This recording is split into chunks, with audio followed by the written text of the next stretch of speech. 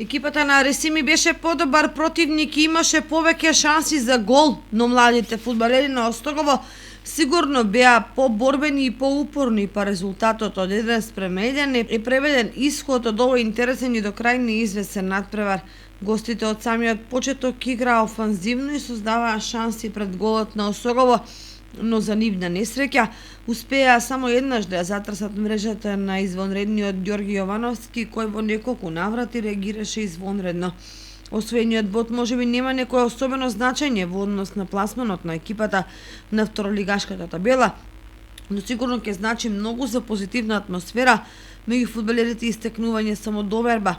Практично на извакви надпревари младиот состав на Остогово созрева и се капи за предизвиците кои го очекуваат во втората полусезона, која ќе се бие пресудната битка за опстанок во второлигашката конкуренција. Еве ги комплетните резултати од 15-тото коло. Остогово Ресими 1:1, Охрид Тетекс 2:0, Башкими Беса 0:3, Победа Пелистар 0:2, Беласица Скопје 0:1, Новаци Вардар 3:2, Каменица Сасакар Орман 2:2 и Детонит Плачковица Кожув 2:0. Во следното коло Осогово му гостува на Пелистар.